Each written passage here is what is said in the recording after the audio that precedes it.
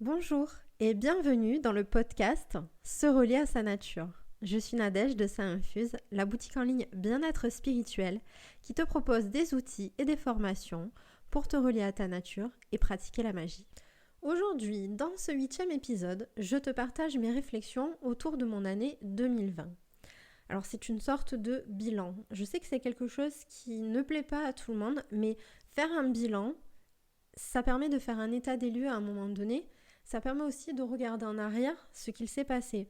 Le fait d'observer ce qui s'est passé permet aussi de se rendre compte de tout le chemin qu'on a pu parcourir.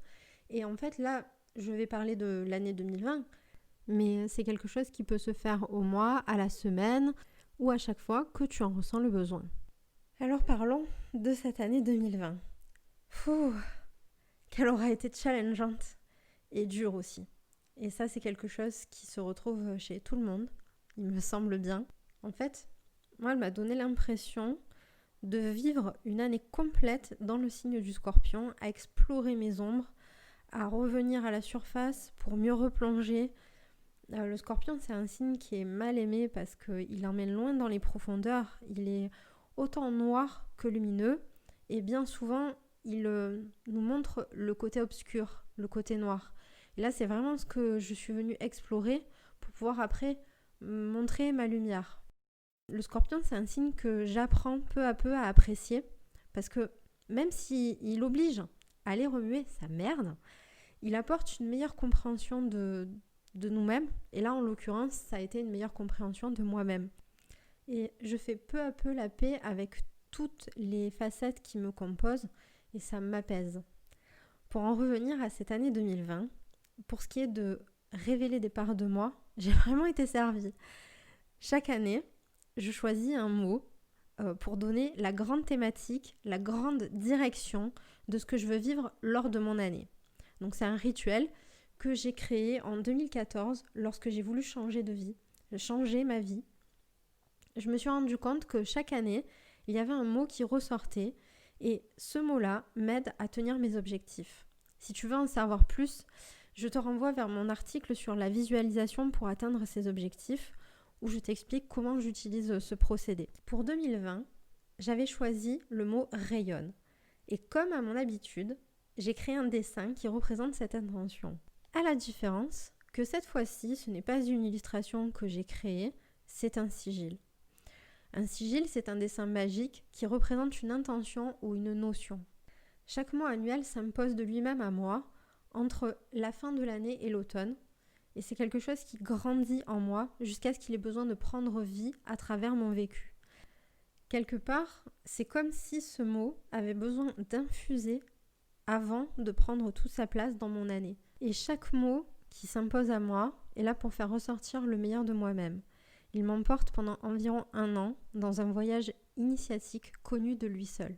Et je dois t'avouer que, avec mon mot de 2020, je ne m'attendais pas à aller sonder les profondeurs de mon âme pour incarner une nouvelle vision de moi-même. Cette année, j'ai enlevé des couches successives comme on pèle un oignon. Au début de l'année, j'étais complètement perdue, je ne savais pas quelle direction prendre et surtout, je sentais bien que certaines choses dans Saint-Infuse n'étaient pas vraiment alignées avec mon vrai moi. Il me restait des peurs, des blocages, des freins qui m'empêchaient d'assumer pleinement ce que je suis. Il faut savoir que mon évolution personnelle est très liée à mon évolution professionnelle. Les deux s'influencent tellement qu'en 2018, je n'ai plus été capable de conserver une séparation entre ce que je suis et mon métier. Alors, j'ai entamé un pas vers les élans de mon âme. J'ai quitté mon emploi pour créer Saint-Infuse.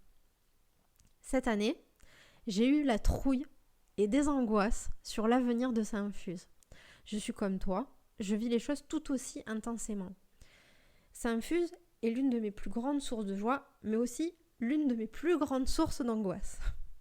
Je ne compte plus les moments de doute, les moments où je me suis mise à pleurer en me disant que je n'allais pas y arriver. Je ne compte plus les instants où j'ai ressenti si fort l'importance qu'a Saint-Infuse dans ma vie et dans ce que je veux offrir au monde, que là encore, j'ai pleuré. Donc j'ai pleuré en ayant la certitude que malgré les angoisses, les difficultés et les doutes, tout est juste et aligné pour me faire sortir de ma coquille. La première grande étape de 2020 a été de ne pas me précipiter. Alors que l'année débutait et que j'avais envie de passer à l'action, je suis tombée et je me suis fait très très très mal au genou. J'ai été dans l'immobilité presque totale pendant plusieurs semaines. Du coup, j'ai lâché prise. J'ai accepté de faire le minimum et de me placer dans une position plus contemplative. Lorsqu'est arrivé le premier confinement, moi j'étais déjà quelque part en confinement puisque je ne pouvais pas bouger comme je voulais, j'ai ressenti un appel incroyable à reprioriser, à faire le tri, à tout bouger, tout réassembler dans sa infuse. À ce moment-là, j'ai senti que quelque chose enflait en moi et cherchait à sortir. Alors que tout le monde se penchait aux fenêtres pour applaudir le personnel soignant, je n'avais qu'une seule envie, jouer du tambour. Pendant 3 mois, l'appel du tambour a été viscéral, au point que lors du déconfinement, j'ai réservé ma place pour créer mon propre tambour chamanique. L'expérience a été complètement transformatrice, au-delà de tout ce que j'aurais pu imaginer. Le processus de création en lui-même est un chamboulement interne. La rencontre avec mon tambour m'a permis d'entrebâiller la porte à une part de moi qui reste levée en mon fort intérieur durant des décennies et que j'ose enfin laisser s'exprimer. Et d'ailleurs, tu as certainement pu le voir si tu me suis sur Instagram puisque je t'ai partagé une méditation avec mon tambour en IGTV. D'ailleurs, si tu souhaites que je te fasse part de mon expérience de création de mon tambour, laisse-moi un commentaire. Je préparerai alors un épisode complet sur le sujet parce qu'il y a beaucoup à dire. À partir du moment où j'ai eu mon tambour, donc on est là vraiment tout début juillet, j'ai commencé à vivre une éclosion. Alors j'ai senti que c'était un besoin impérieux d'affirmer au monde ce que je suis, quelque chose que je n'arrivais pas encore à exprimer avec des mots. Cependant, c'est pendant cet été que j'ai eu la révélation de devoir créer, d'avoir l'envie de créer la formation Magie élémentale qui est sortie au mois d'octobre 2020. Dans la formation Magie élémentale, je te guide dans la découverte de la magie, dans ton approche de la pratique, dans tes réflexions et dans la découverte des bases de la magie. Et finalement, la sortie de ma formation, ça a été d'annoncer haut et fort et d'assumer le fait que je suis une sorcière. Sur ce, arrive le deuxième confinement et là, je sens qu'autre chose demande à sortir. Avec une révélation, mon mot de 2021 prend doucement vie en moi et là encore, c'est une nouvelle éclosion. J'arrive enfin à poser des mots sur ce que je suis. Je suis une sorcière holistique.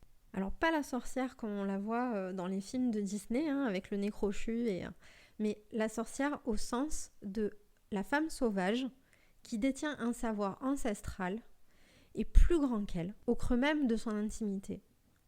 C'est la sorcière qui œuvre à vivre en harmonie avec la nature, les cycles, et qui sait entrer en lien avec les énergies qui l'entourent pour créer sa vie et aider les autres. Mais surtout, c'est celle qui concentre tout ça et explore chaque jour de nouveaux assemblages, qui fait bouger les lignes pour aller toujours plus loin dans sa démarche. Et au mot sorcière, je rajoute le mot holistique parce que je suis entremêle de nombreux domaines que j'ai étudiés et qui m'apportent une approche holistique de l'univers et de l'être humain. Je suis incapable de me concentrer sur un seul domaine. J'ai besoin d'explorer tous les aspects de la vie et de l'humain. Les sciences, les énergies, les astres, les cartes, les visions, les voyages, le contact avec d'autres entités désincarnées. Je fais des ponts entre chaque discipline que je côtoie afin de créer une vision d'ensemble. Alors je sais que mon éclosion n'est pas terminée et même que c'est le chemin de toute une vie. Cependant, 2020 m'a offert l'opportunité d'accepter, de laisser s'exprimer mon âme. J'ai tout fait à l'inverse de ce que la raison aurait voulu que je fasse. Lorsqu'il aurait fallu bosser, je me suis écoutée et je me suis reposée. Lorsqu'il aurait fallu que je fasse quelque chose de précis, mais que pour moi les énergies n'étaient pas là, je ne me suis pas forcée. J'ai fait autre chose où je me suis ressourcée en attendant que l'impulsion soit présente. Alors que je savais que mes ressources financières étaient basses, je me suis payé un week-end hors du temps pour créer mon tambour chamanique. Et au bout du compte, je me rends compte que ça a fonctionné. Alors, ça a fonctionné car au lieu d'être dans le faire pour faire, j'ai simplement été dans l'énergie du cœur. Ce fonctionnement est aux antipodes de ce que l'on nous enseigne. Pourtant, il est tellement libérateur. Chaque jour, je goûte sa saveur particulière et je me sens libre. Libre de me présenter à toi tel que je vibre à l'intérieur, en toute authenticité et en toute vulnérabilité. Alors, quand je tourne mon regard sur cette année 2020, qui a été si compliquée, si difficile, je lui suis reconnaissante de me permettre d'affirmer que je suis une sorcière holistique, un peu décalée et encore à la recherche d'elle-même. Je peux enfin dire que j'accepte toutes les parts de moi que j'ai refoulées pendant tant d'années. Je suis enfin dans l'acceptation de donner les pleins pouvoirs à mon âme pour me guider. Et finalement, les enseignements de cette année 2020 me permettent d'aborder cette année 2021 sous le signe du Verseau de manière beaucoup plus sereine, calme et confiante. Et si tu as envie d'en savoir plus sur cette année 2021 sous le signe du Verseau, je t'invite à aller lire l'article qui lui est dédié. Cet épisode est maintenant terminé. J'espère que tu as pris plaisir à l'écouter autant que j'en ai pris à l'enregistrer. Tu trouveras tous les liens des références mentionnées aujourd'hui sur le site sainfuse.com dans l'article correspondant à cet épisode. Si tu as aimé ou que tu veux réagir à ce que je t'ai partagé aujourd'hui, je t'invite à partager ce podcast, à le noter et ou à me laisser un commentaire. Tu peux aussi me retrouver sur mes réseaux sociaux, Facebook, Instagram et Pinterest en tapant @sainfuse, CAINFUSE. Je te souhaite de passer une très belle journée et je te dis à très bientôt.